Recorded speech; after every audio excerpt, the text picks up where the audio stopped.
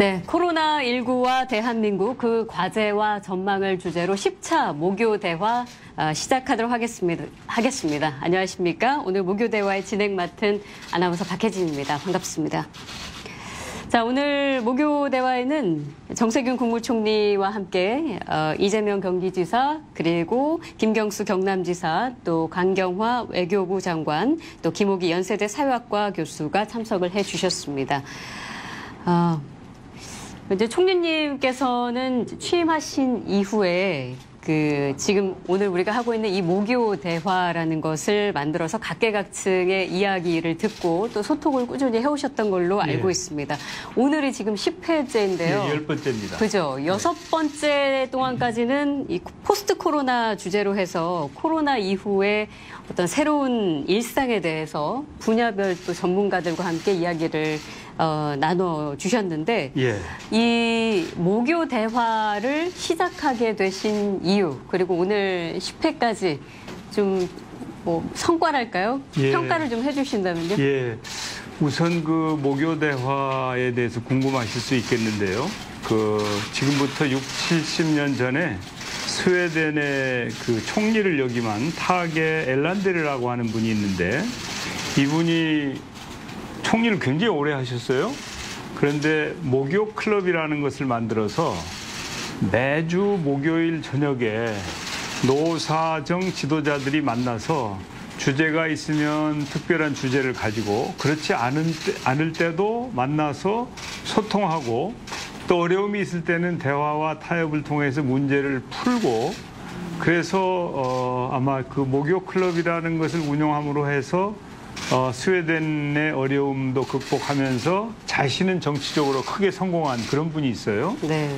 그래서 이제 제가 정치를 하고 있는 입장이어서 우리 대한민국도 노사정뿐만 아니라 여러 가지 어려운 과제들을 풀어야 될 게 많은데, 그걸 좀 참고해가지고 우리도 소통과 협력, 대화와 타협 이런 걸 좀 하면 어떻겠느냐 해서 제가 이제 총리에 취임하면서 모교 대화를 시작하기로 이렇게 했죠. 근데 마침 이제 불행하게도 제가 총리가 되고 나서 이 코로나 사태가 왔어요. 네. 바로 사실은 그런 문제보다는 사회적인 문제, 노사적 문제 이런 문제들을 좀 다루고 싶었는데, 코로나가 우리를 공격하면서 이 코로나가 종식되고 나서는 정말 큰 변화가 있을 것 같다. 그래서 그 변화에 미리 대비할 필요가 있지 않냐. 그런 차원에서 이제 이 코로나 이후에 우리가 어떻게 대비할 것인가라고 하는 주제로 처음 6차에 걸친 모교 대화를 했죠. 그 과정에서 이제 매번 전문가를 10분 이상씩 모시고 우리가 어떤 준비를 해야 될 건지를 의논을 했고, 그 결과로 오늘 아침에 정부의 국정현안 점검 조정회의라는 게 있습니다. 거기에서 이제 4대 과제, 또 12대 전략, 4대 목표, 12대 전략, 40개 과제, 이제 저기 나오는 게 바로 그것인데, 이제 그것을 만들었습니다. 그래가지고 이제 정부의 각 부에서 자신들과 직접 관계되는 부분을 자기 것화해서 그것을 실천하고 대비하기로. 그래서 현재는 4대 목표와 12대 전략을 만들었는데, 저것을 좀 더 충실하게 만들어서 코로나 이후에 있을 수 있는 과제들을 정부가 선제적으로 대응하고 준비하자. 이제 그래서 모교 대화를 코로나19 이후에 대비하는 것으로 이렇게 한 것이죠. 네. 그래서 그 6번의 대화를 통해서 4대 목표, 12대 전략, 40개 과제를 잘 정리하는 역할을 했고, 그 과정에서 이제 국민들과도 많이 소통을 하고, 이 코로나 이후에 국민들이 어떻게 해야 될 것인가 이런 부분에 대해서도 미리 준비해 왔습니다. 네. 오늘 이 방송이 지금 KTV로 생중계가 되고 있는데 저희가 적당한 거리 유지를 하고 또 한 방향으로 앉아있기 때문에 오늘은 마스크를 벗고 10차 모교 대화를 이어가도록 하겠습니다. 본격적으로 이제 토론을 하기에 앞서서 잠깐 코로나19 대응 과정이 담긴 영상을 하나 보시겠습니다.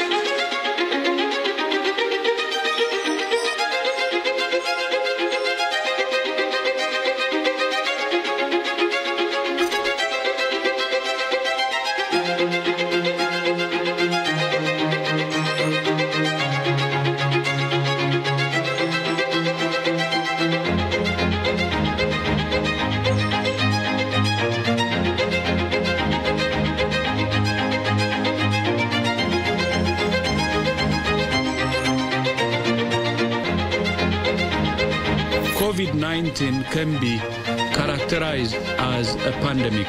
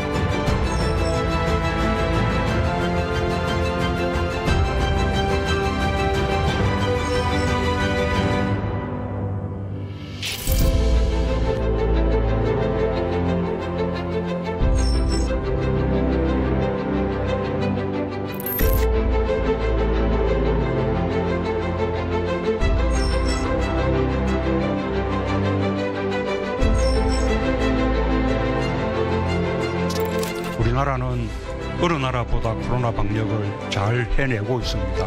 앞으로도 정부는 지자체들과 협력하면서 국민과 함께 흔들림 없이 방역 전선을 사수해 나가겠습니다. 네, 이 코로나 상황이 안정화 국면에 접어들었을 때만 해도 이렇게 좀 진정이 되는 것인가라는 기대도 있었습니다만 이후에 또 다시 산발적으로 집단 감염이 있고 또 최근에는 또 수도권에서 또 지역으로까지 조금씩 증가하는 그런 양상을 보이고 있어서 여전히 좀 관심을 갖고 지켜봐야 되고 또 아직은 좀 끈을 놓기에는 4월 달에는 상당히 안정화가 됐었어요. 네. 그런데 이제 5월 6일부터 조금 생활 속 거리두기로 전환하면서 그 이후에 확진자가 조금씩 늘기 시작해서 수도권에 머무르다가 충청, 호남까지 지금 가서 굉장히 긴장하고 있는 상황입니다. 그렇습니다. 영상으로도 보셨겠습니다만 사실 이 코로나 방역을 하는 데 있어서 중대본과 함께 지자체 협력, 소통 굉장히 중요했었습니다. 그때 이제 김경수 경남지사께서는 대구 지역의 확진자들이 증가했었을 때 그 경남에 있는 관내 병원에서 치료를 받을 수 있도록 적극적으로 또 협조를 하기도 했었고 또 지방정부 최초로 전국민 긴급 재난지원금 지급하자 이런 제안을 또 하기도 했고 실제로 그대로 실행이 되기도 했습니다. 여전히 코로나 상황은 지금도 진행 중이긴 합니다만 코로나19에 대응을 하면서 좀 아쉬웠던 부분, 좀 어려웠던 부분 이런 거가 있다면 뭐가 있을까요? 우선 아쉬운 점을 얘기하기 전에요. 그 영상에도 잠깐 나왔지만 코로나 대구 경북에서 이제 신천지 이후에 갑자기 그 확산이 됐을 때 총리님께서 각 부처의 관련 부처의 장관님들하고 그 다음에 우리 17개 시도의 지방정부 단체장들을 매일 아침마다 중대본회의 영상회의를 하루도 안 그러시고 계속 하시지 않았습니까? 아마 세계적으로 좀 유례를 찾기 어려운 대응이었다고 보는데요. 그런 좀 신속하고 그 다음에 신속한 그런 대응이 저는 코로나를 지금 안정적으로 관리하는데 대단히 중요한 그 과정이었다고 생각합니다. 그런 점에서 위기 대응 관리 리더십을 발휘해 주신 총리님께 좀 감사를 드리고요. 경남은 지금은 한 50일 이상 특별히 지역 감염이 확산되거나 하는 사례가 나오지는 않고 있습니다. 그러면 이제 이번 대응 과정에서 우리 진행자께서 말씀하신 대로 긴급 재난지원금 제한도 하고 했었는데요. 우리가 이제 경남에서 먼저 선별적으로 소득 하위 50%를 대상으로 재난지원금을 지급하기로 하고 그걸 이제 지급 방식을 여러 가지로 검토를 하다 보니까 그걸 정하기가 정말 쉽지가 않더라고요. 결국은 건강보험료 기준으로 하긴 했는데 그 과정에서 우리나라가 국세청이든 아니면 복지부든 어디든 간에 전 국민을 대상으로 하는 복지 데이터든 과세 데이터든 좀 그게 좀 종합적으로 통일적으로 관리가 되고 있었으면 스위스나 독일 같은 경우에는 신청 이후에 스위스는 30분 만에 지급을 하고 독일은 3일 만에 지급했다는 거 아닙니까? 그런 체계로 갈 수 있는 그런 좀 경제사회 구조 개혁이 좀 필요하겠다. 이번 코로나 대응 과정에서 그랬으면은 아마 훨씬 코로나 대응 과정에 어려운 분들이 신속하게 좀 지원을 받을 수 있지 않았을까. 그래서 이후에 포스트 코로나 시대에 우리가 가야 될 여러 가지 방향 중에 그런 보편적인 복지와 함께 보편적인 가세와 그리고 그걸 통한 국민들의 소득이 투명하게 파악이 되고 그에 따라서 지원이 되는 그런 좀 구조 개혁이 반드시 필요하겠다 이런 좀 생각이 듭니다. 네. 그 국내 코로나 확산은 31번 환자가 시작된 그 신천지가 분기점이었다 이렇게 얘기할 수 있을 거예요. 근데 당시에 이재명 지사께서는 수도권 확산되는 거 막으려고 신천지 시설 강제 봉쇄에 들어갔고 집회금지 행정명령도 발하고 또 정부랑 협력을 해서 그 신도 명단 입수하기 위해서 강제조사를 하기도 했었습니다. 뭐 굉장히 적극적이고 공격적이고 뭐 초강수다 이렇게 평가가 되기도 했었는데 그런 대응을 놓고서 뭐 일각에서는 종교 탄압이다, 인권 탄압이다, 뭐 아니면 포퓰리즘이다, 아니면 뭐 이 공동체 안전을 위해서 사실 어쩔 수 없는 선택이다 이런 반발과 지지가 모두 있었던 것도 사실입니다. 그 과정들을 쭉 대응 과정을 직접 그 안에서 일선에서 또 지휘를 해오시면서 뭐 상황이 어떠셨는지 근데 우선 이번 코로나19 대응 과정을 지금 잠깐 되돌아보면 이 속도가 매우 중요한데요.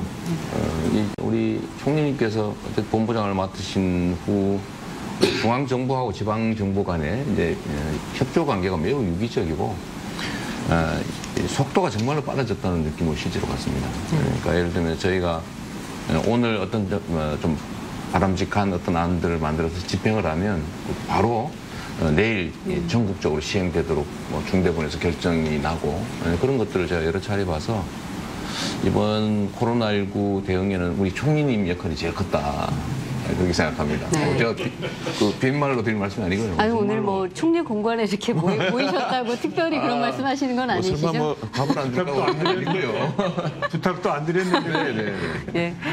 실제로 정부 대응이 매우 유연하고 속도감 있게 진행되고 있습니다. 그래서 저는 이제 일선에서 방역을 실제 집행하는 이제 지방정부 책임자니까 이제 중앙정부하고 소통이 잘 안 되거나 아니면 이 속도가 좀 느려지면 답답한데 이번에는 전혀 그런 걸 못 느꼈어요. 매우 큰 도움이 됐고 우리 총리님 정말 큰 역할을 하셨다고 좀 생각합니다. 대구까지 가셔가지고 고생하셨는데요. 제가 이제 신천지가 문제되고 난 다음에 명단을 구해야 이게 추적 조사를 하는데 이 명단을 못 구해가지고 압수수색을 할 수 있냐 없냐 뭐 해야 된다 말아야 된다 이러면서 일주일 넘게 시간을 보내고 있었어요. 근데 저는 행정에서 속도를 매우 중시하는데 특히 이제 이 코로나19 감염 문제는 시간이 문제잖아요. 기하급수적으로 늘어나니까. 그래서 좀 우리 법률에 있는 모든 가능한 조치는 다 한다. 뭐 이런 주의여서 압수수색 할 필요 없이 우리한테 권한이 있는데 무리하다는 비난 때문에 사실 안 하는 측면이 있죠. 그런데 저는 이제 하루가 급하니까 어쨌든 뭐 포렌식 팀 동원해서 가서 네. 강제로 받아왔죠. 예. 근데 왜 그랬냐면 이 보통의 이제 일반적인 집단이면 그럴 필요가 없어요, 사실. 근데 이 신천지라고 하는 종교 집단의 특성이 숨기려고 하는 게 있는 거죠. 그 명단에서 뺀다든지. 그 후에도 보면 실제로 명단에 일부 누락되거나 제외된 게 있었습니다.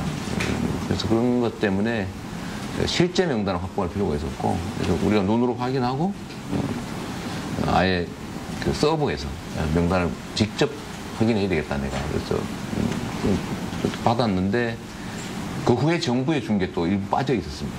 그러니까 이게 그 집단의 특성이 좀 우려됐었는데 실제 그랬던 것 같고요. 근데 저희가 명단은 구한 건 어쨌든 다 사실에 부합했어요. 그 후에 또 한 번 시끄러웠던 게 이 검사를 안 하고 버티는 사람들이 있는 거죠. 네. 그래서 이거는 강제해야 된다. 그래서 근데 신도 한 사람 한 사람은 강제하기는 어렵고 총회장을 강제로 검사를 시켜야 신도들도 따라한다. 그래서 제가 강제로 시키러 이제 갔던 게 좀 시끄러웠긴 했는데 뭐 그렇다 하더라도 이런 감염병 대응은 신속하게 그리고 정확하게 강력하게 대응해야 된다고 생각하고 지금도 사실은 그렇게 좀 하고 있죠. 뭐 일부 비난이 있긴 한데 뭐 칭찬도 많아서 예. 계산서 손해는 아니었던 것 같습니다. 우리 이재명 지사님 계산이 굉장히 빠릅니다.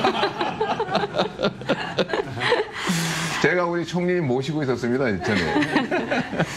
아니 뭐 이렇게 이야기를 나누다 보니 이제 우리 두 분 지사님은 코로나19 그간의 방역 과정에 내가 얼마나 잘했는가를 말씀하시는 것 같은 느낌이 살짝 듭니다. 예. 자, 우리 외교부 장관께서는 지난 3월이었던가요? 그 영국의 유명한 저널리스트 앤드루 마쇼에 출연을 하셔가지고 한국의 방역이 네. 어떠했는가, 그리고 또 국제 협력이 왜 중요한가, 그런 것들을 설명한 인터뷰가 참 화제가 많이 됐었습니다. 조회수가 뭐 250만 회가 넘었었고, 뭐 미국, 프랑스 할 것 없이 많은 나라에서 인용 보도가 되기도 했었는데, 실제로 이 K 방역에 대해서 네. 그 국제사회에서 어떤 평가를 하고 있는지 우리가 뭐 보도를 통해서 많이 봤습니다만, 뭐 제가 말씀 안 드려도 그 여러 가지 해외 언론에 많이 나오고 있고요. 저는 우리 국내 그 방역 보건 하시는 분들, 그다음에 의료진이 현장에서 너무 훌륭하게 해주시는 것을 저는 국제사회에 자신감 있게 얘기만 했을 따름인데 그게 아마 호응이 컸던 것 같습니다. 네, 다 중대본의 중요성에 대해서 말씀해 주신데 중대본의 리더십 그리고 총리님의 리더십, 저는 이렇게 돌이켜보면 총리님께서 매일 아침 그 회의를 주재하시면서 주시는 모두 발언이 있습니다. 근데 그 모두 발언을 이렇게 되새겨보면은 정말 국민의 안전을 최우선으로 하는 이 정부의 이 공약이 그대로 묻어나 있습니다. 그래서 총리님께서 말씀을 드렸지만 언젠가는 총리님의 그 모두 발언만 모아서 이렇게 책 한 권을 내면은 또 그거를 번역을 해서 여러 나라 말로 번역을 해서 나오면 우리가 이 대응하는 우리의 그 기본 철학이 무엇인지가 참 잘 나올 것 같습니다. 네. 그래서 저도 중대본에 그 매일 참여를 하면서 그 얘기를 들었기 때문에 정말 자신감을 가지고 그런 외국 언론에 그 설명을 할 수가 있었는데요. 정말 이렇게 뭐 백신 없이도 이렇게 잘 통제를 하고 있는 것에 대해서 또 봉쇄 없이도 하고 있는 것에 대해서 참 다른 나라들은 굉장히 궁금해하고 많이 이런저런 것을 문의도 하고 배우려 하고 있는 게 지금의 상황이고요.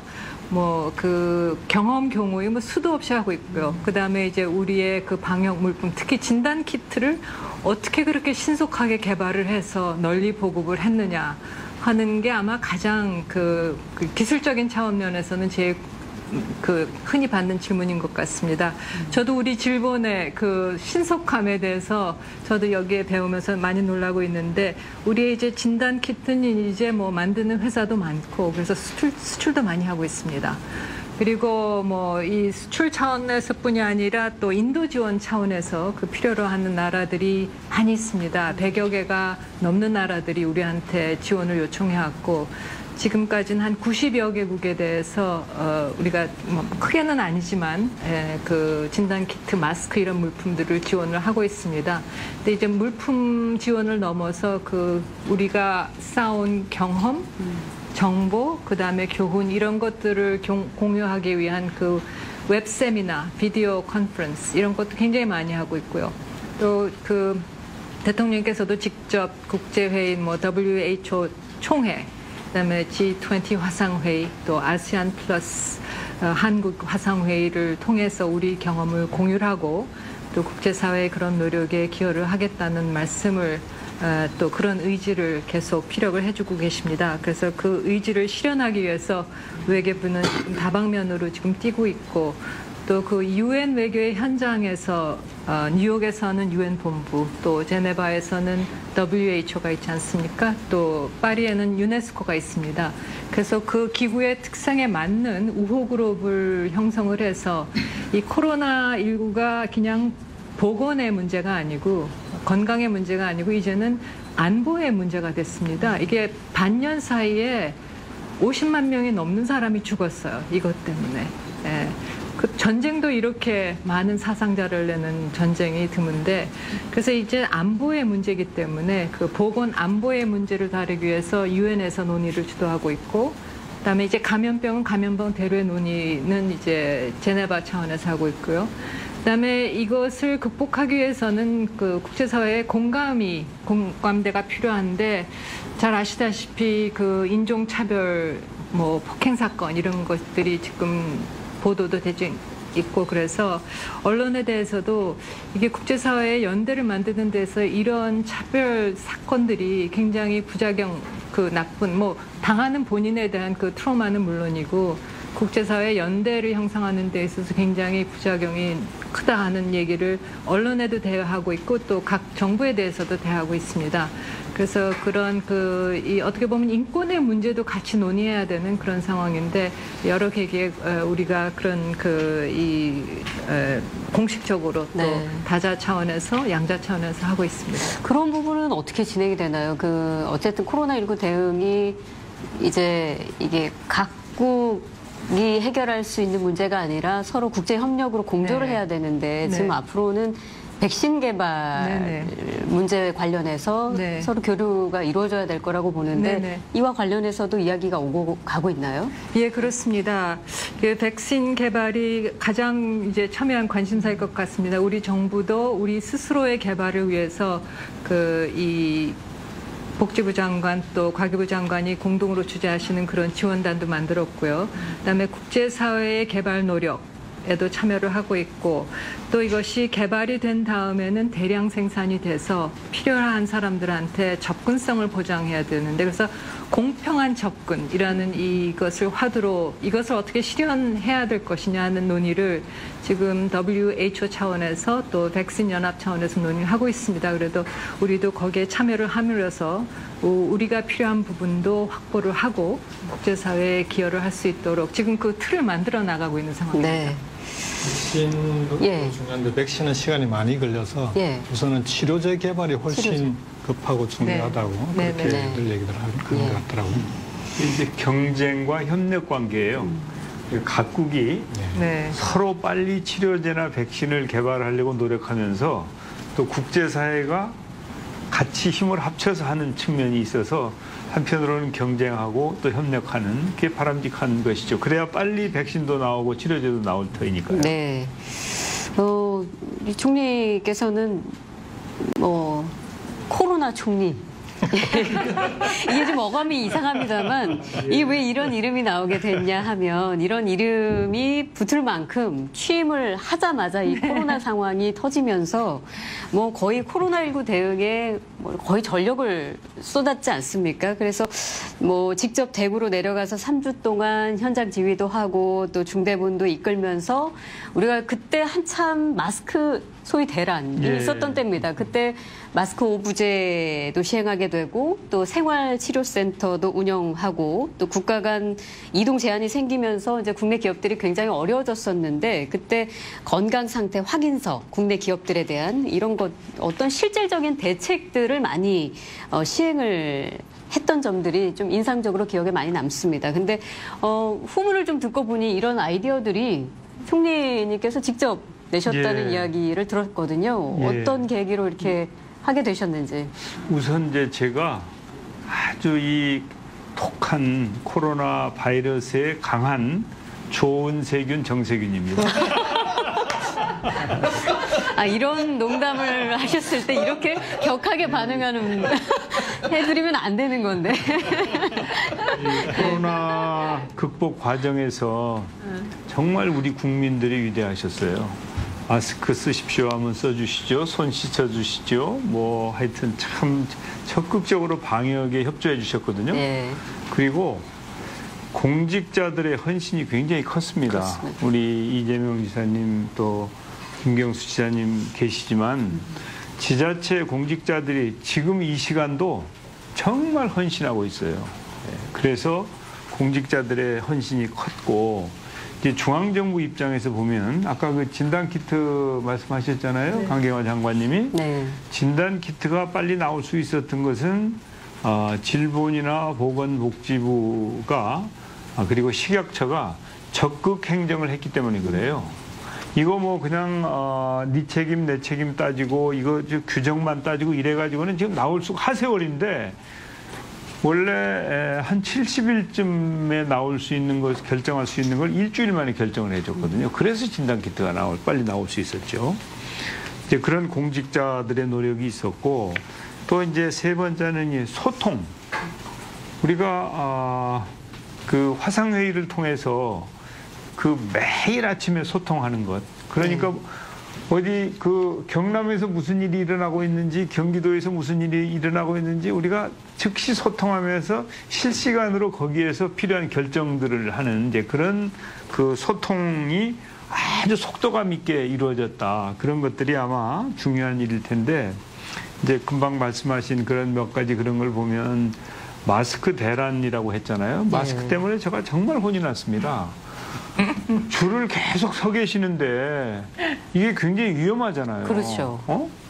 간격을 두지 않고 그냥 그 마스크 사시려고 서시는데 마스크를 또 안 쓰면 불안하시니까. 그래서 마스크 오부제를 도입을 했는데 그것은 이제 제 아이디어입니다. 그래가지고 마스크 오부제를 통과하기 위해서 국무회의를 정회하면서까지 했어요. 우리 역사상 국무회의 정회는 그게 처음이랍니다. 왜냐하면 국무회의에서 이걸 그 방법, 마스크에 대한 방법을 통과시켜야 되는데 회의가 끝날 때까지 그걸 결정을 못 해가지고 일단 정회를 하고 중대본 회의를 하고 그 다음에 다시 속개를 해가지고 결정을 했죠. 네. 그리고 이제 생활치료센터라고 하는 걸 도입을 했는데 그 대구에 환자가 뭐 수백 명씩 나오는데 병실이 확보가 돼야 말이죠. 전국적으로 병실 확보를 하기 위한 노력을 했는데도 이게 안 돼서 일단은 이제 경증 환자들은 연수원에다 모셨어요. 그래서 공공기관의 연수원 또 기업의 연수원 이런 데에 이 의사와 간호사와 행정요원을 한 세트로 만들어 가지고 이분들이 생활치료센터라고 하는 이름으로 거기서 경증 환자들 치료해가지고 내보냈기 때문에 중증 환자들을 병원에 모실 수 있는 이제 그런 게 가능했죠. 네. 그래서 이 생활치료센터가 굉장히 큰 역할을 했는데 이런 거 등등 국민들이 그리고 이제 이 공직사회가 적극 행정을 펼친 것이 굉장히 도움이 됐다 이렇게 말씀드릴 수 있고요. 또 우리 강 장관님이 국제사회하고 소통을 잘 해가지고 우리가 방역을 어떻게 하는지 국제사회가 참고도 할 수 있도록 도와도 드리면서 어떻게 보면 이제 국가의 홍보라고 할까요? 결과적으로. 그래서 이제 국제사회가 대한민국이 어떻게 하는지 알게 됐죠. 네. 그리고 요즘 보시면은 국내에서 발생하는 환자들도 많지만 해외에서 유입되는 환자들이 많습니다. 그런 환자들을 어떻게 효과적으로 차단하고 관리하고 하는 부분은 이제 외교부의 역할도 매우 컸죠. 그래서 지방정부와 중앙정부가 함께 힘을 합쳐서 위기를 극복하는 데 노력을 많이 했는데 아직도 이게 이제 뭐 상당히 힘든 상황이기 때문에 앞으로도 중앙정부와 지방정부의 소통과 협력이 굉장히 중요한 과제가 될 것이다 이렇게 생각합니다. 네. 코로나19를 과연 언제쯤 우리가 극복을 할 수 있을까? 굉장히 긴 시간이 필요할 것으로 예상이 되고 또 이제 초기에는 취약계층이 많이 어렵겠지만 이게 이제 더 장기화가 될 경우에는 전반적으로 사회 경제적인 불평등이 아마 심화될 것이다 이런 우려들이 꽤 많습니다. 또한 앞으로도 이 코로나 바이러스처럼 우리가 경험해보지 못한 바이러스가 또다시 나올 가능성도 있고 또 기후변화로 인한 위협 또한 우리가 대비를 해야 된다 이런 의견이 많습니다. 그래서 일단 우리 정부는 지금 당장 이 코로나 여파로 인한 경제적 어려움 호소가 많기 때문에 시행을 한 것이 긴급 재난지원금 지급이었죠. 경기도에서는 또 별도로 재난기본소득을 지급했고 또 경남에서도 자체적으로 경남형 긴급재난지원금을 지급하기로 했습니다. 각 도에서 이렇게 그 자체적으로 지원금을 또 지원을 하게 된 이유를 좀 더 듣고 싶은데 이 지사님부터 말씀해 주실까요? 우리 경기도는 사실 이제 좀 미리 지급했죠. 미리 지급했는데 이유는 뭐 여러 가지였습니다.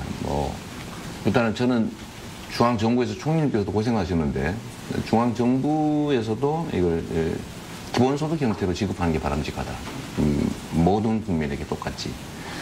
근데 그걸 경기도에서 먼저 해서 실증을 해야 되잖아요. 이게 필요하고 또 유용하다라는 점을 증명을 해야 되는데 실제로 저희가 이번에 재난지원금이든 재난기본소득이든 이게 현금이 아니고 소멸성 지역화표로 지급했기 때문에 이 100% 매출로 이어지고 그게 새로운 이제 생산을 유발하는 그런 이제 경제 효과가 아주 컸던 것 같습니다.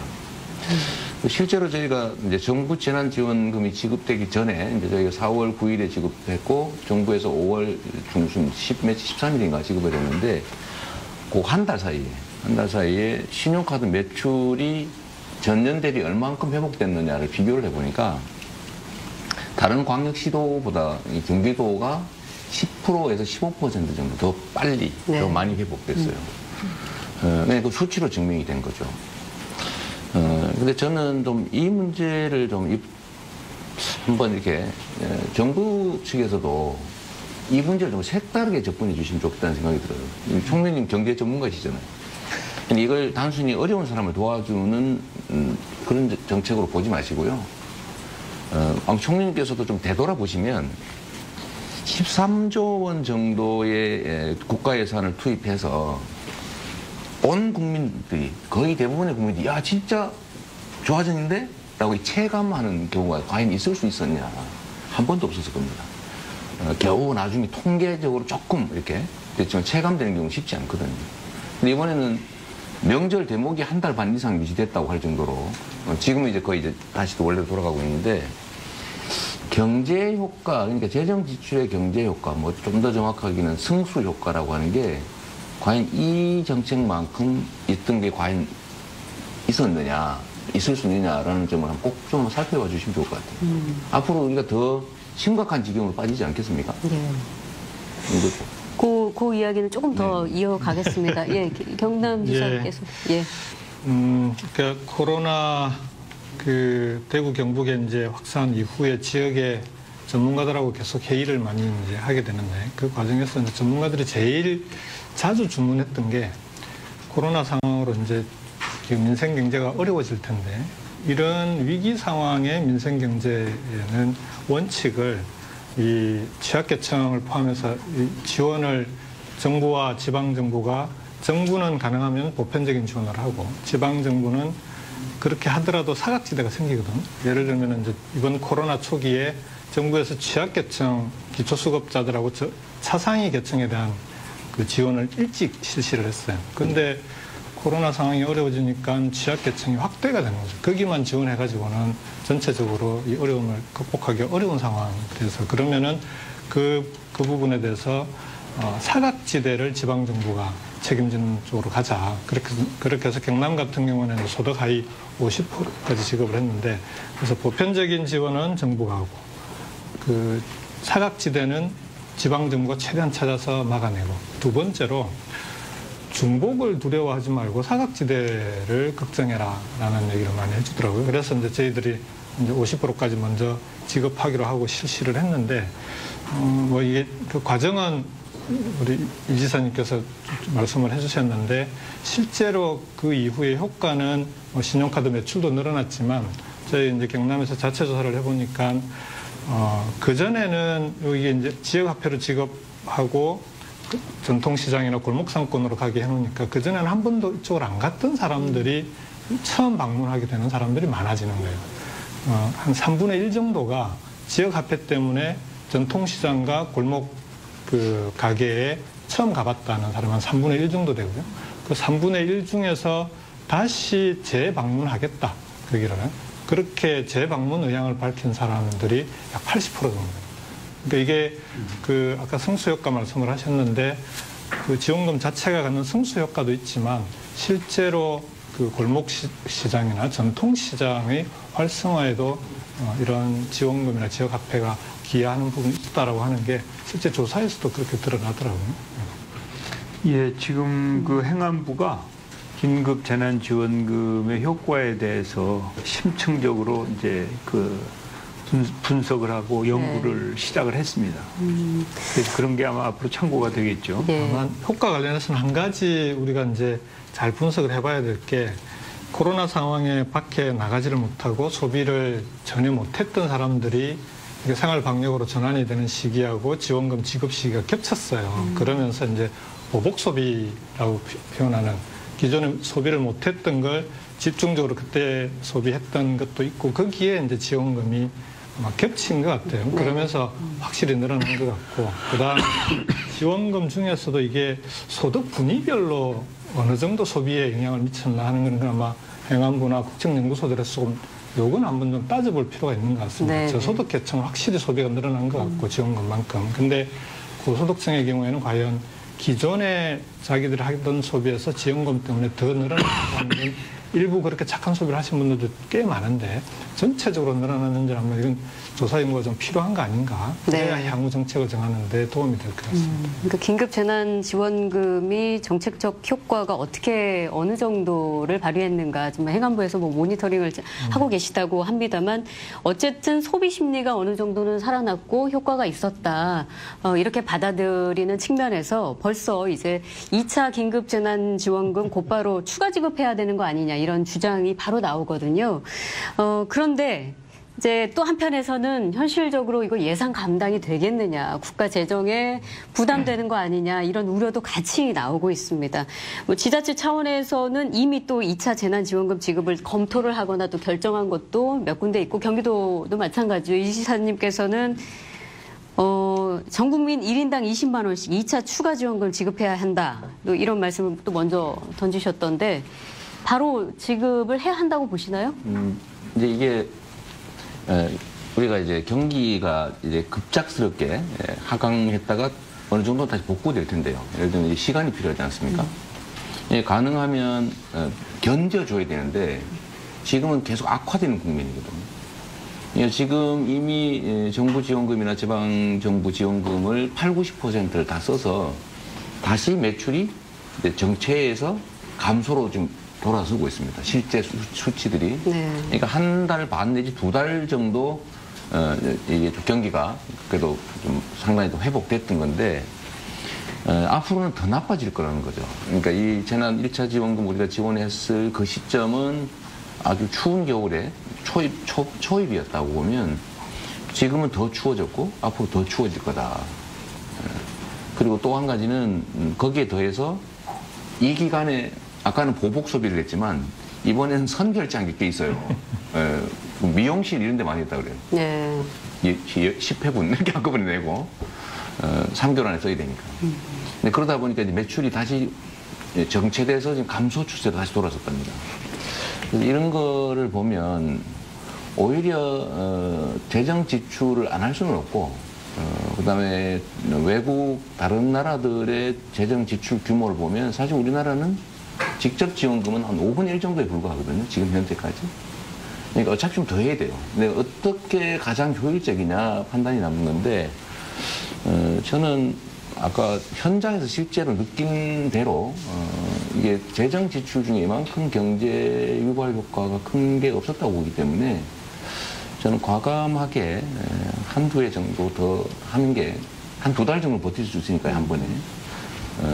오히려 경제 악화를 막는 재정적으로 훨씬 더 이익이 아닐까 싶은 생각이 들어요. 앞으로도 한두 차례 더 추가 지원이 있어야 된다고 보신다.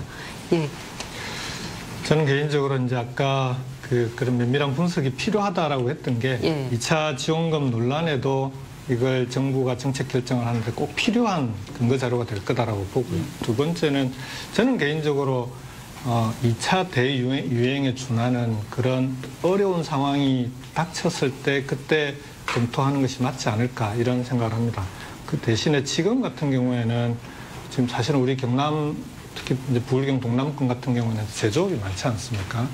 기업에서 이제 고용이 어려워져서 무급휴직 또는 실직으로 어려워지는 분들이 많이 쏟아져 나오는 그런 상황입니다. 그래서 그런 분들에 대해서 가능한 한 좀 적극적으로 충분한 지원이 돼야 된다. 그래야 소비가 가능하고요. 그다음 두 번째로 이 코로나 시기를 기업들이 극복할 수 있게 해줘야 기업이 쓰러지지 않아야 코로나를 극복한 이후에 신속하게 경제가 다시 회복될 수 있기 때문에 그런 기업들에 대한 지원이라고 하는 그런 두 가지 방향으로 좀 신속하고 맞춤형으로 지원될 필요가 있겠다라고 생각하고요. 그래서 재난지원금은 혹시 2차 대유행이 아니더라도 이 지사님 말씀하신 대로 상황이 지금 자영업이나 소상공인이 계속해서 이렇게 어려워져서 더 이상 버티기 어렵다라는 그런 정책적 판단이 선다면은 그때는 검토해 볼 수 있는 거 아니냐 그렇게 생각합니다.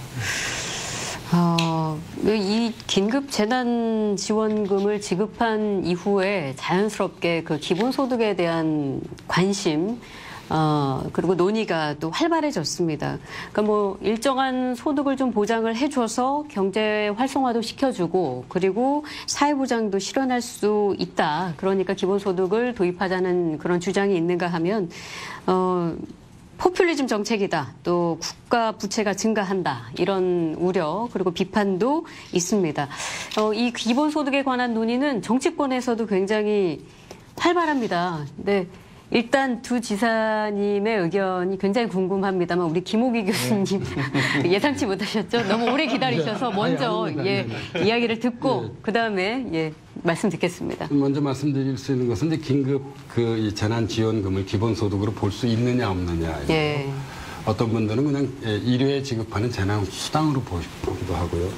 또 다른 분들은 이제 기본소득의 일환으로 보기도 하는데요. 뭐 지금 질문을 하신 게 이제 기본소득에 관한 문제니까 기본소득에 국한시켜서 말씀을 드리자면 기본소득을 반대하는 논리는 크게 보면 두 가지입니다.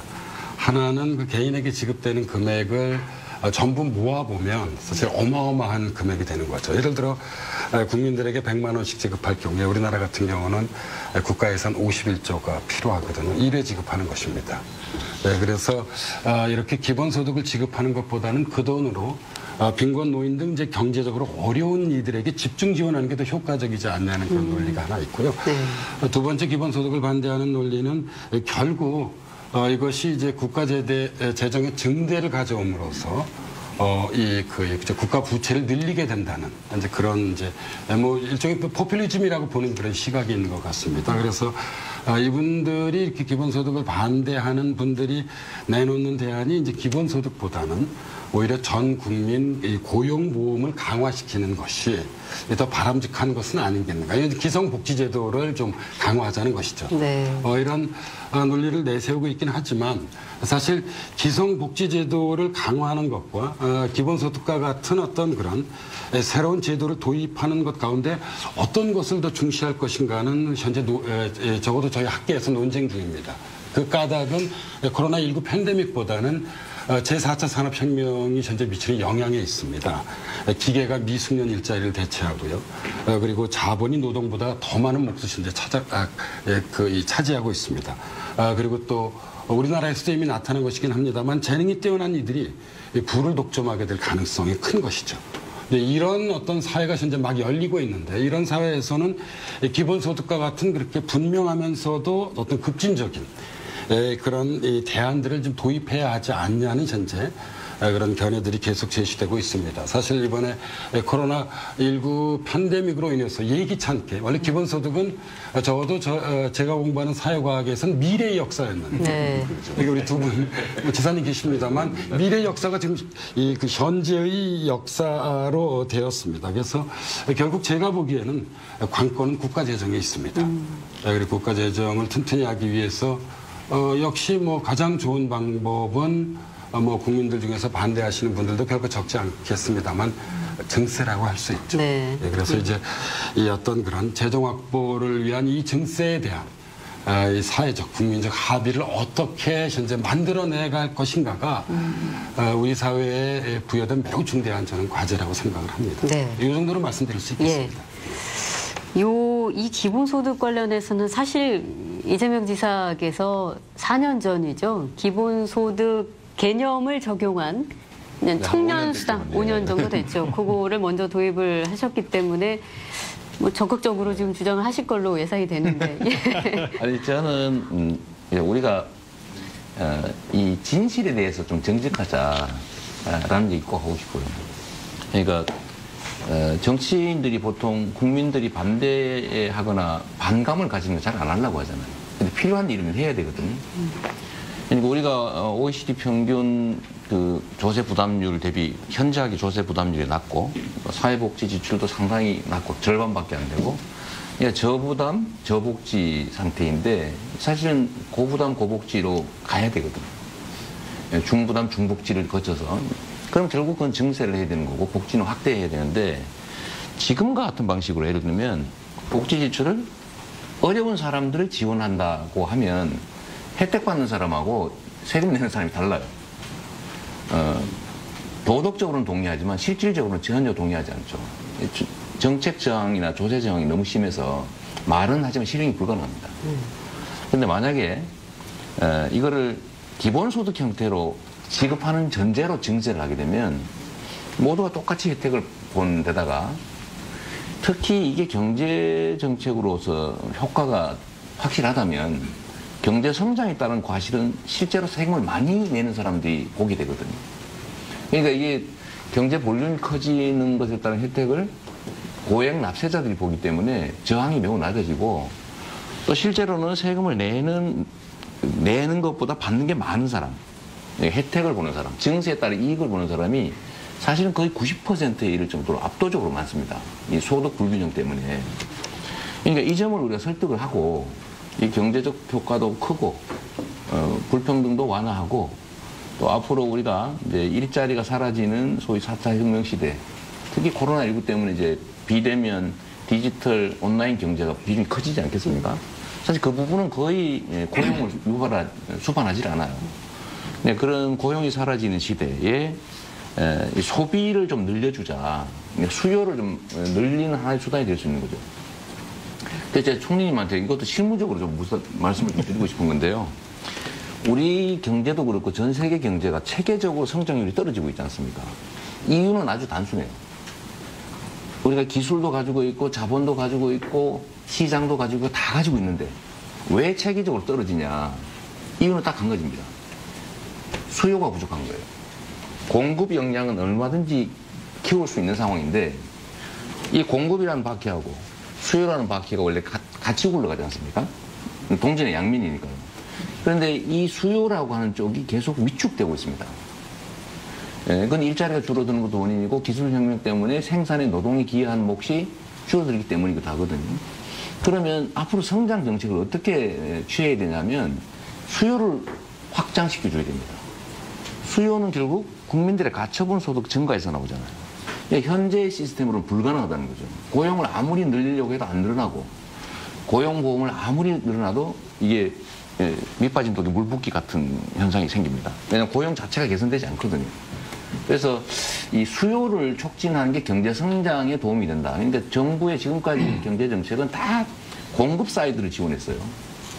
기업, 고용 이런 거 지원했죠. 그런데 이제는 수요 측면을 지원하는 게 훨씬 경제 성장에 도움이 되는 게 확실합니다. 그래서 이 점을 한번 총리님께서 좀 고민해 주시고요. 그래서 이 기본소득이 결국은 이 수요를 확대시키는 가장 유용한 정책이다. 그 더하기 지역 화폐로 할 경우는 100% 소비가 되니까. 우리 문재인 정부의 3대 경제 정책이 소득주도 성장, 네. 공정경제, 혁신성장 이거거든요. 그러니까 그중에 그 소득주도 성장이라고 하는 부분이 금방 이지사께서 말씀하신 거예요. 그러니까 이 정부가 그런 철학은 가지고 있는데 현실적으로 금년 같은 경우에는 3차 추경까지 하면 거의 100조 가까운 국채를 발행해야 돼요. 그래서 증세가 담보되지 않고는 이제 세출을 소비를 늘리기가 어려운 상황이란 말이죠. 왜냐하면 우선 급한 불은 꺼야 된다. 그래서 재정의 역할을 강력하게 하긴 하는데 그러나 다른 한편으로는 국가 곳간 상황도 재정 건전성도 이제 함께 생각할 수밖에 없는 것이거든요. 그래서 재난지원금 문제는 현재 우리 정부의 입장은 일단 전 국민 고용보험으로 해서 고용안전망을 갖추는 것으로 하자. 그리고 이 기본소득 같은 문제는 어차피 국민들의 공감대가 만들어져야 되는 거니까 아마 학계나 정치권이나 이런 데서 활발하게 논의가 될 터이니까 정부는 우선은 하여튼 이 고용안전망을 갖추는 것, 사회안전망을 갖추는 것 이런 쪽에 집중을 하면서 조금 더 지켜보자고 한 그런 입장입니다. 현재 정부는. 저는 개인적으로 기본소득에 대해서는 논의는 필요하다고 보고요. 그렇지만 서두를 일은 아니다. 그래서 그렇게 얘기를 하고 있는데 논의가 필요한 이유는 이번에 이제 우리 이 지사님께서 적극적으로 제기를 해주시는 바람에 어떤 효과가 생겼냐고 그러면 국민들이 그동안 갖고 있던 인식 중에 3가지가 바뀌었어요. 첫 번째, 우리나라 재정 규모가 국제적으로 OECD 국가 중에 꼴찌에서 2번째인데 그동안 이런 사실을 정확히 국민들이 인식하기 어려웠거든요. 오히려 조중동 의원 쪽은 계속 작은 정부만 계속 얘기를 해왔으니까. 2번째는 그 중에서 또 GDP 대비 복지 지출 규모가 또 OECD 국가들 중에 꼴찌에서 2번째입니다.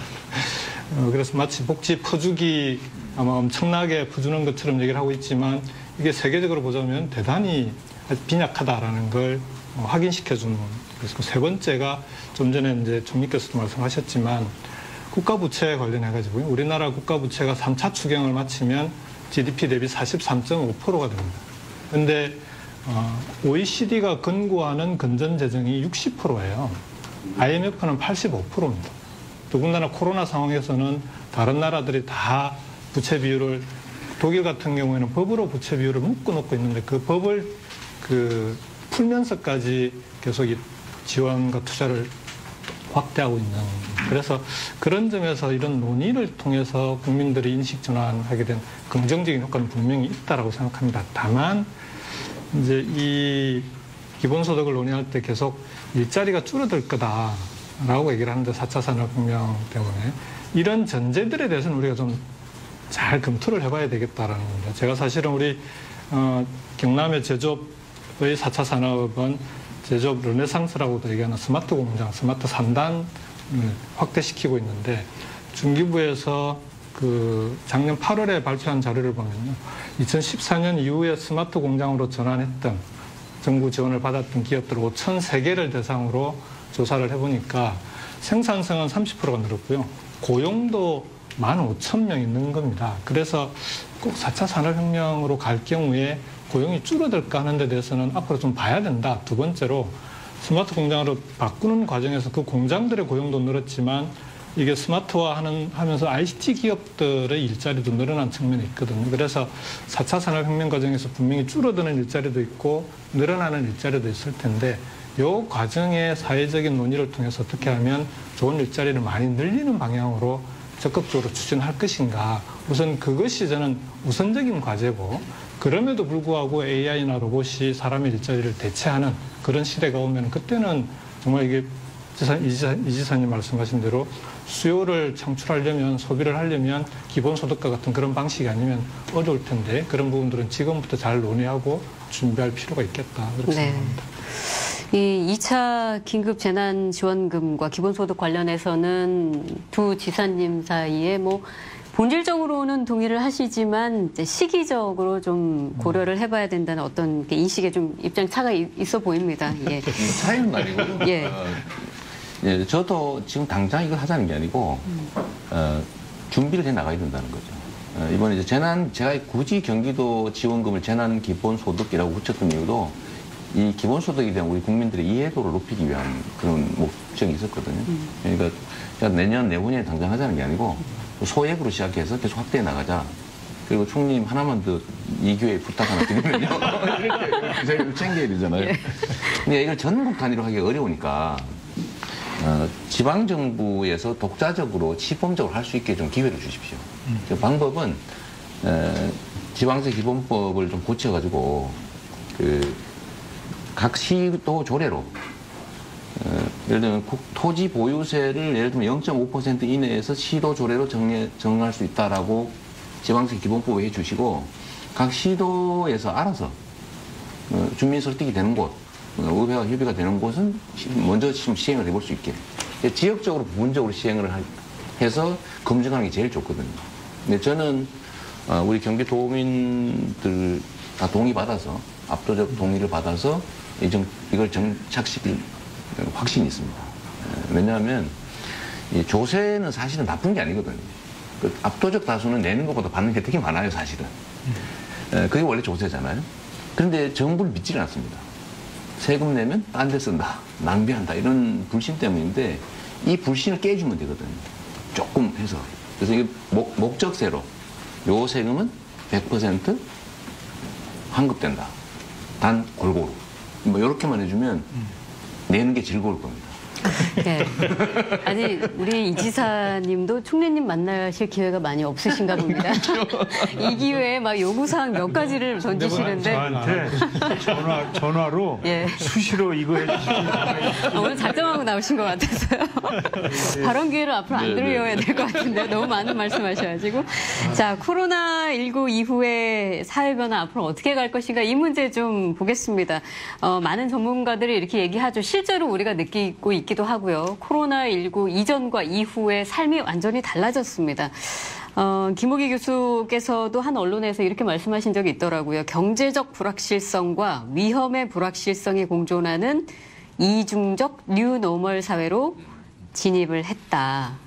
지금 이제 코로나19 이후의 사회 변화의 그 전망을 해주신 건데 좀 풀어서 좀 설명을 해주시고 좀 앞으로 정말 어떻게 우리 사회가 변화될 것 같고 또 변화해 가야 되는지 이 부분까지. 네. 예. 5가지 측면에서 좀 간단히 말씀을 드리겠습니다. 간단치 않습니다. 5가지면 많습니다. 길 것 같아요.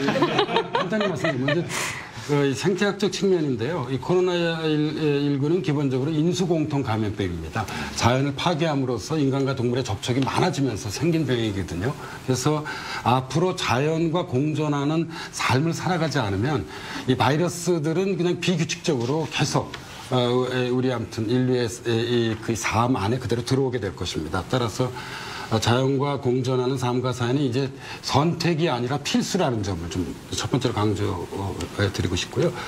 두 번째는 경제학적 측면인데 코로나19가 촉발한 경제 위기는 이제 각국 정부가 추진하는 그런 우리가 뉴딜에서 볼 수 있듯이 우리가 보통 케인즈주의의 복권 또 어떤 사람들은 이제 국가의 기환 아니라고 이야기하는데요. 그냥 결론적으로 말씀드리자면 이제 더 이상 작은 정부가 중요한 것이 아니라 제가 보기에는 강하고 유능한 정부가 중요합니다. 예, 그래서 이런 어떤 새로운 그런 정부와 국가 상을 좀 마련해야 될 것 같고요. 세 번째 정치학적 측면에서는 코로나19 이 팬데믹의 교훈은 개인의 자유 못지않게 공동체 안전이 중요하다는 점입니다. 사실 일사불란한 관료제에 입각해서 방역 정책을 추진한 우리나라가 대표적인 것이죠. 사회적 거리두기는 이제 확진자 동선 공개인데요. 상당히 성공적인 방역 정책을 펼쳤고 우리가 K-방역이라고 해서 뭐 세계적으로 이제 모범적인 사례로 손꼽히고 있습니다. 그래서 앞으로 과제는 이 코로나19 이 팬데믹에서 볼 수 있듯이 개인의 자율과 공동체 안전을 어떻게 우리가 잘 결합시킬 것인가. 이것이 매우 중요한 그런 과제라고 생각을 하고 있습니다. 즉 개인주의와 공동체주의의 공존이 정치학적으로 매우 중요한 문제고요. 네 번째 사회학적 측면에서는 코로나19 팬데믹은 이른바 언택트 사회, 다시 말씀드린 비대면 사회를 열었습니다. 저 역시 이번 학기 뭐 줌으로 이제 강의를 하기도 했는데요. 뭐 온라인 쇼핑, 학습, 문화생활들의 세계가 열렸는데, 근데 문제는 비대면이 우리의 삶의 모든 것을 대신할 수 없습니다. 역시 사람은 그냥 직접적으로 좀 만나서 살아가야 하거든요. 네. 그래서 이제 앞으로 이런 온라인과 오프라인을 어떻게 역시 또 생산적으로 공존시키고 결합시킬 것인가가 매우 중요한 어떤 그런 사회적 과제를 구성을 하고 있고요. 마지막으로 이제 국제정치학적 측면인데 우리 저기 강경화 장관님도 계십니다만 지구적 차원에서 코로나19 이 팬데믹은 이른바 우리가 탈세계화를 현재 촉진시켜 왔습니다. 그래서 저희 이 사회과학자들은 뭐 이런 이야기도 합니다. 현재 시점에서 볼 때 세계화된 유일한 것은 코로나19다. 그리고 나머지 모든 것들은 이 세계화로부터 후퇴돼 왔다.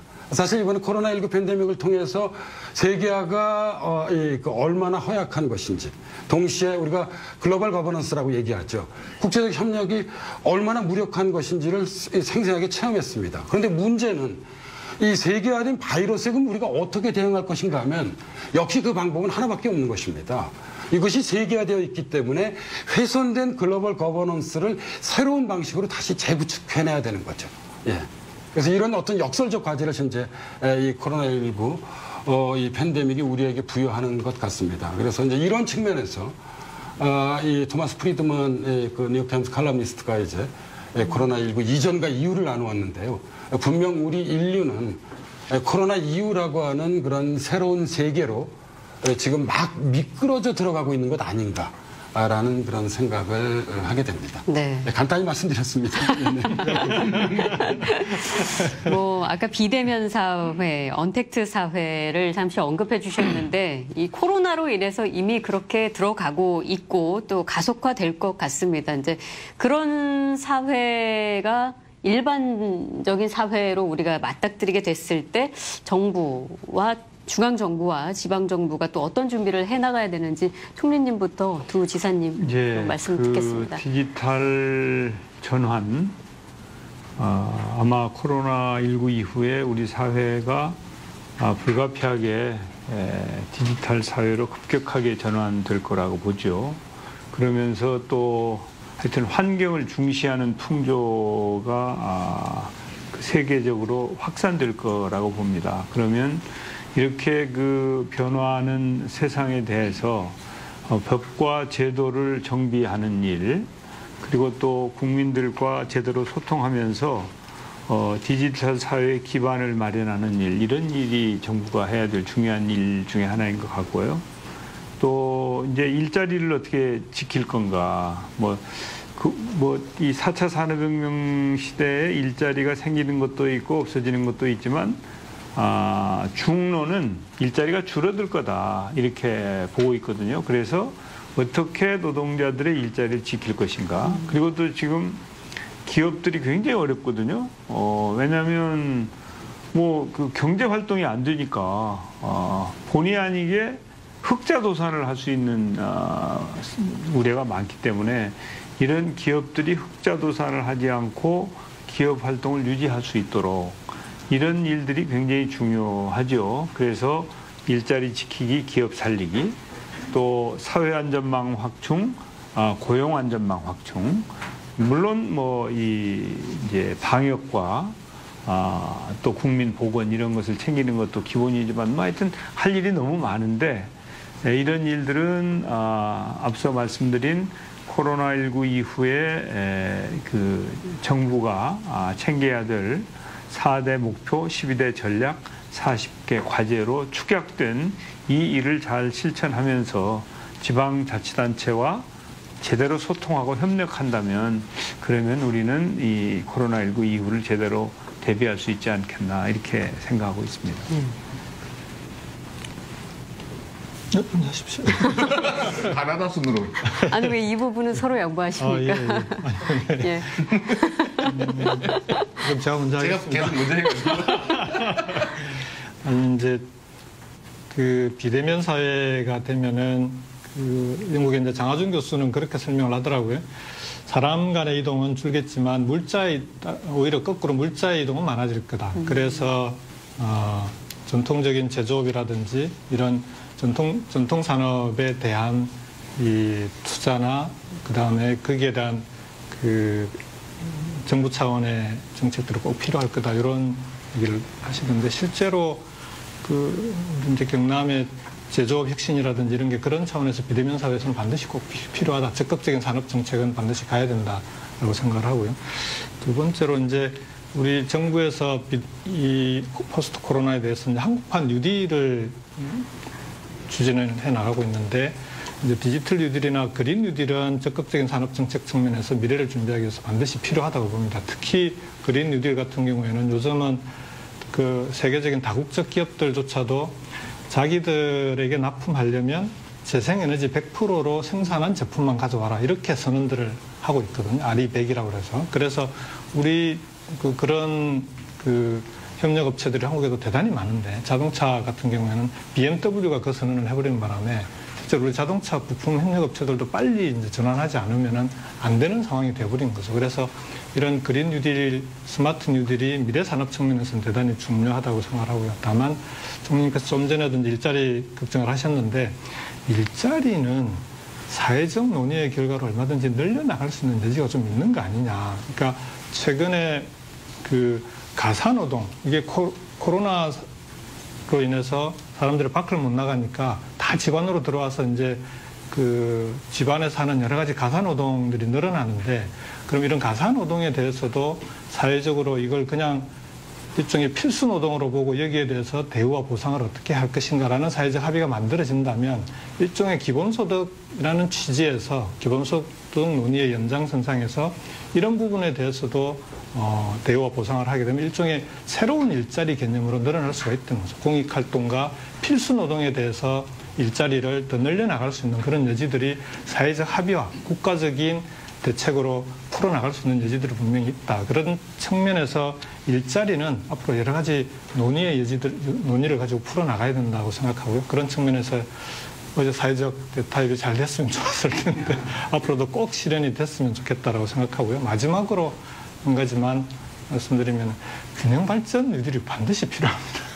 여기 우리 이재명 지사님 경기도 또 이제 이 균형 발전 얘기를 하면은 수도권으로 경기도가 전체 묶이는 데 대해서 늘 그게 바람직하지 않다고 얘기를 하시는데 실제로 오히려 다른 지방은 더 어렵고 힘듭니다. 그래서 균형적인 국가 차원의 발전 없이는 비대면 사회 포스트 코로나 시대를 수도권의 밀집이 감염병이 얼마나 위험한가 하는 것이 지금 증명되고 있지 않습니까? 그런 차원에서도 이 부분은 국가 차원의 균형 발전에 새로운 좀 대책이 좀 필요한 거 아니냐 그런 건의를 드려봅니다. 네. 이게 모든 문제는 사실은 경제에서 출발하죠. 전쟁조차도 다 경제적 요인이 제일 크지 않습니까? 그러니까 우리가 이제 소위 포스트 코로나라고 해서 뭐 특별한 시대는 아니지만 사실은 우리가 앞으로 맞닥뜨리게 될 거는 디지털 온라인 경제의 비중이 매우 커질 거다. 이건 분명한 사실이에요. 그리고 인간이 필요로 하는 산물들을 과거에는 노동을 투입하면 얼마든지 더 생산이 가능했어요. 근데 지금은 인간 노동이 매우 필요성이 적어지고 있는 거죠. 생산에 기여하는 노동의 비중이 줄어드는 건 분명한 사실입니다. 예를 들면 사회적 합의를 통해서 일자리를 만들어낼 수 있다고 하는데 그 말씀은 맞는데요. 그런 건 사실은 공공 일자리, 사회 서비스 일자리 이런 거거든요. 진정한 의미의 생산 또는 서비스 이런 걸 만들어내는데 인간 노동이 필요성이 점점 줄어드는 건 분명해요. 그러니까 디지털 온라인 경제는 사실 이 세계화하고 직접 맞물려 있지 않습니까? 시장이 세계가 하나로 통일된다는 거죠. 그리고 글로벌 디지털 기업이 독점하게 되죠. 그리고 총리님도 잘 아시겠지만 소위 전통적 기업들은 영업이익률이 8%만 넘으면 엄청나게 훌륭한 기업이에요. 그러잖아요. 보통 3% 이런데 이 디지털 온라인 기업들은요, 영업이익률이 40%에서 60% 이렇게 됩니다. 그러니까 매출이 다 이익이에요. 그러나 매출이 아무리 늘어나도 비용이 늘어나지 않습니다. 서버 비용만 늘어나요. 즉 고용이 늘어나지 않습니다. 배당도 되지 않아요. 그러니까 오죽하면 빌 게이츠나 뭐 이렇게 마크 저커버그 같은 사람들이 자기들이 해보니까 돈을 버는 게 너무 쉬운 거예요. 그러니까 너무 돈을 많이 벌어가지고 어느 순간에는 시장이 없어져 버릴 것 같은 불안감을 느낀 거죠. 그 자본주의 체제가 지속적으로 유지되고 경제가 성장하려면 소위 이게 판돈이 좀 있어야 되겠더라. 그래서 사실은 그들이 기본소득 주장을 하게 된 거거든요. 그래서 이 문제에 대해서 우리는 너무 낙관적으로 보지 말고요.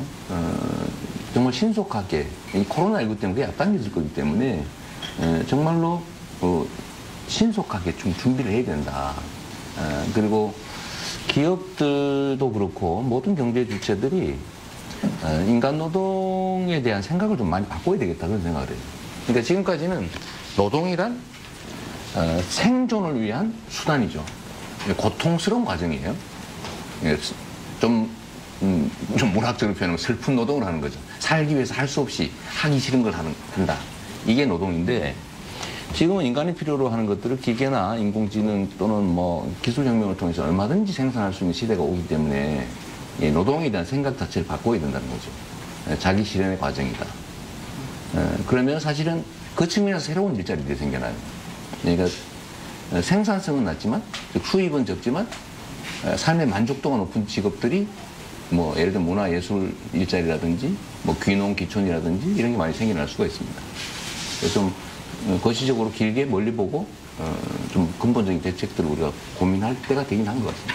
네. 하지만 예. 이 지사님 말씀하신 내용 중에 왜 그 디지털 기업들이 수익률이 대단히 높다고 하지 않습니까? 근데 그 잘 들여다보면은 그 수익률이 높은 이유 중에 하나가 거기에 접속하는 국민들의 그 개인정보나 데이터들을 가지고 이제 수익률이 높아지는 거는 결국은 국민들이 그런 소위 빅데이터 기업이나 이런 온라인 기업들의 수익에 자기 개인정보로 기여하고 있는 겁니다. 생활 속에서 생산되는 각종 정보들. 그렇다면 수익률 뭐 60%, 80% 되는 기업들이 이제는 그쪽 기업에 있는 인사들 만나면 그런 기여들을 자기도 하겠다라는 거거든요. 그러면은 생활하면서 데이터를 생산해내는 국민들이 자신 하고 싶은 일을 하면서도 그게 이제 일자리가 될 수 있고 그 일거리에 대한 보상이 주어질 수 있도록 하는 그런 체계를 만들어 나갈 수 있는 거 아니냐. 그게 이제 사회적 합의고 그런 사회적 논의가 꼭 필요하고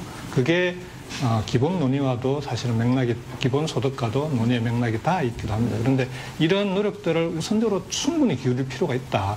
그렇게 생각합니다. 일자리를 굳이 안 주고 소득을 줘도 됩니다. 아니, 자유롭게 사시라고. 두 분의 토론은 따로 자리를 마련해서 진행을 하는 게 좋을 것 같습니다. 아까 이제 김호기 교수님께서도 그런 말씀 해주셨습니다. 코로나19 이후에 이 글로벌 거버넌스가 얼마나 허약한가. 갈수록 국가 간 연대가 이 코로나로 인해서 느슨해지고 탈세계화가 뭐 가속화되고 있는데 또 모순되게도 이런 바이러스 같은 데 효과적으로 대응을 또 하기 위해서는 글로벌 연대, 협력 굉장히 또 중요해지는 측면이 있거든요. 그래서 아까 그 좀 지적해 주신 바대로 새로운 방식의 글로벌 거버넌스를 재구축해야 한다면 어떤 방식으로 가야 될지와 그리고 그 가운데 이번 코로나 사태를 겪으면서 우리나라의 위상도 꽤 높아졌는데 우리나라는 또 어떤 역할을 할 수 있을지 이 두 가지 여쭙겠습니다. 네. 뭐 일단 비대면에 대해서 좀 말씀드리겠습니다.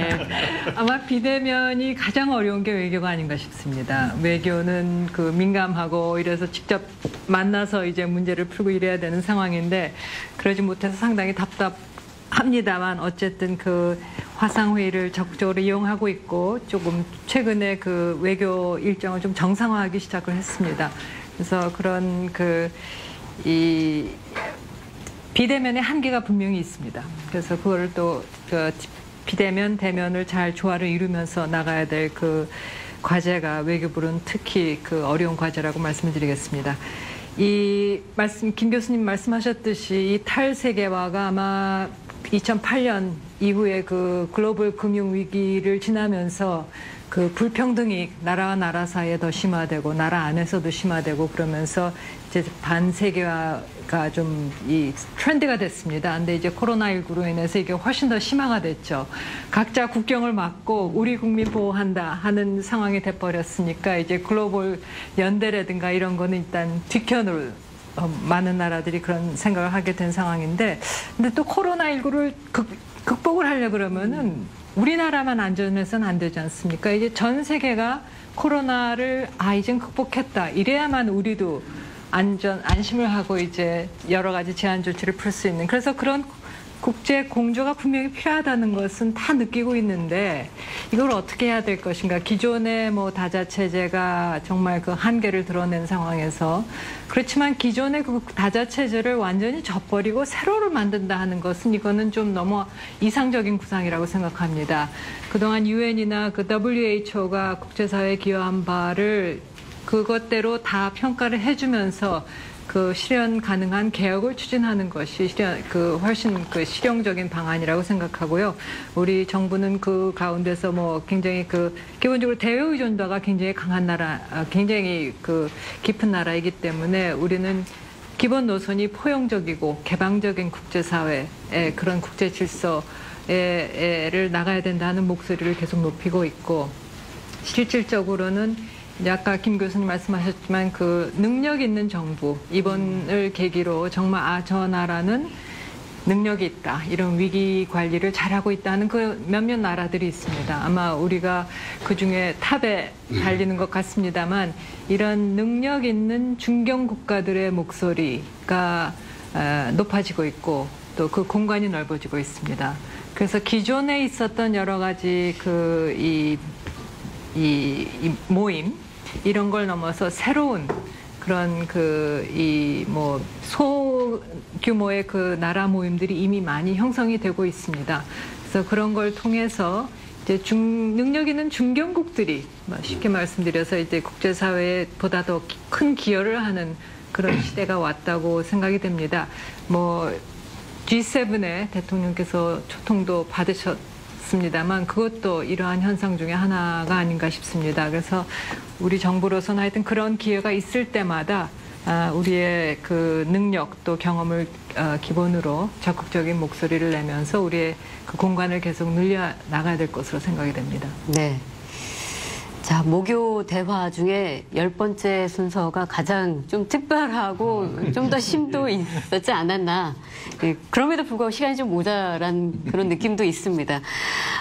자, 오늘 이렇게 중요한 이 포스트 코로나 시대의 대한민국 또 그 과제와 전망에 대한 주제로 10차 모교 대화를 해봤는데요. 총리님께서 마무리 말씀 해주시고 정리하겠습니다. 오늘 그 10차 모교 대화에는 이렇게 스타들이 출연하셔서 모교 대화가 빛난 것 같습니다. 바쁘신 가운데도 참석해 주신 우리 강경화 장관님, 또 김호기 교수님, 김경수 지사님, 이재명 지사님 고맙습니다.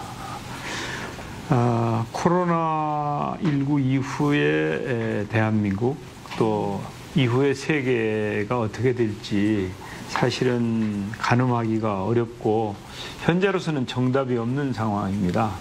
그러나 우리가 서로 잘 소통하고 지혜를 모으고 특히 국민들을 제대로 섬기는 그런 자세를 갖고 국민들과 함께 한다면 어떤 어려움도 우리가 극복할 수 있겠다 이렇게 생각하고요.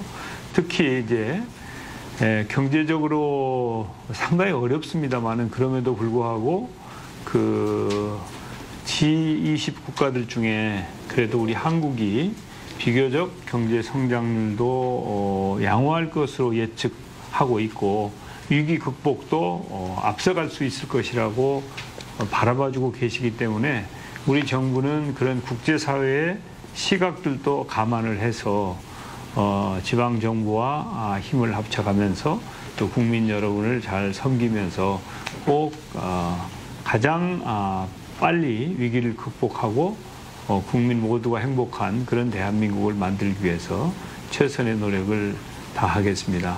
지금까지는 이제 국민들의 힘으로 여기까지 왔습니다. 앞으로도 국민 여러분들께서 함께 해주시고 정부를 믿고 잘 도와주시면 정부도 제대로 역할을 꼭 하겠습니다. 다시 한번 오늘 함께 해주신 여러분 고맙습니다. 네. 그리고 또 우리 사회자도 네. 아주 탁월하게 잘 해주시고 아유, 감사합니다. 진행을 정말로 잘하시네요. 좀 더 할까요? 자, 이것으로 10차 목요 대화를 마치겠습니다. 시청해주신 여러분 고맙습니다. 감사합니다.